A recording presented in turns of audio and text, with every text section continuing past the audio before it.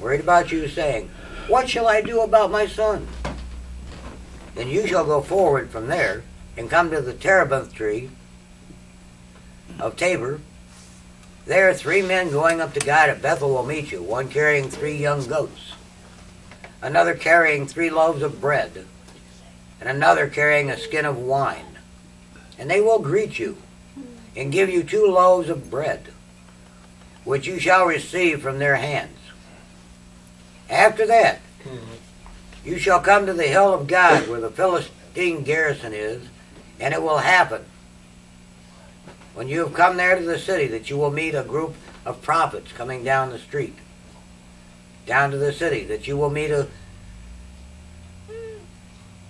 I said that, didn't I? That you'll meet a group of prophets coming down from the high places with a stringed instrument, a tambourine, a flute, and a harp before them, and they will be prophesying. Then the Spirit of the Lord will come upon you, and you will prophesy with them, and be turned into another man. 1 Samuel 10, 1 through 6.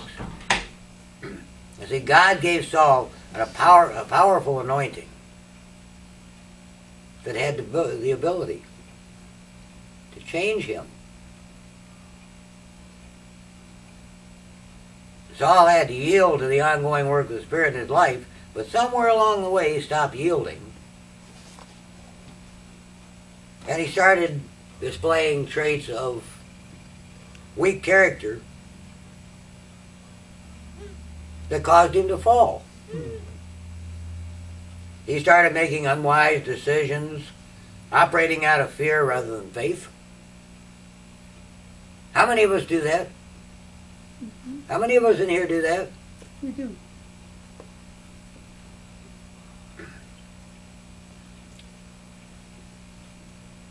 He became selfish. He became arrogant. And we're talking about King Saul, not Saul called Peter.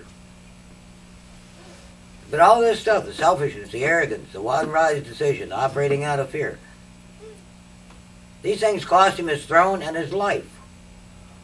Why? Why? All because he failed to build character.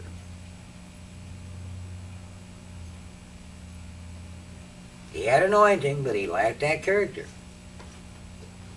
And Saul is a good example of a man of God who was anointed, but didn't bother to embrace the ongoing development of his character, which is what I keep trying to tell you that each of us has to work on. Not just you guys, but me, Keith, Cindy, all of us. See, we're living in a time when a great premium is placed on personality. When a great premium is placed on anointing at the expense of character. What anointing? And as a result of this prevailing trend, we have thousands of disappointed people, thousands of hurt people, who are nothing more than a shadow of what God wanted them to be. Modern church history reveals anointed people mightily used by God who are no longer able to hold their office because of character flaws and moral failure. Most common areas concern financial, moral, and sexual misconduct. For instance, Samson. Everybody know who Samson is?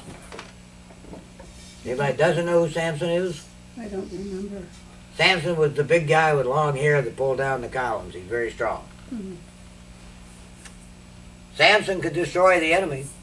He could pull down those huge columns. But he couldn't say no to a woman. He had the anointing and the call of God on his life. He operated in the power of God. That's where he got his strength. And great victories were the result of this grace, but his lack of character caused his downfall.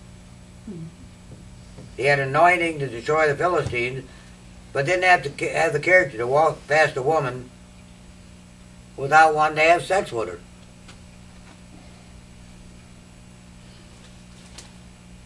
The Judges 16:1 says, "Now Samson went to Gaza and saw a harlot there and went into her." This is an anointed man of God. But he lacked the character that it took to say no to a woman. So his moral failure led to his spiritual failure. Okay? And he fell into the hands of his enemies.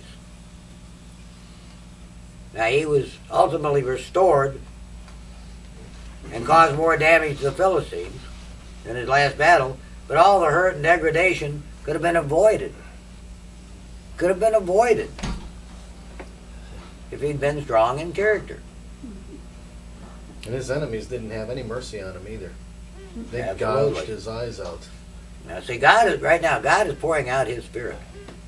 In Acts 2:17 and 18, we read, "And it shall come to pass in the last days, says God, that I will pour out my Spirit on all flesh.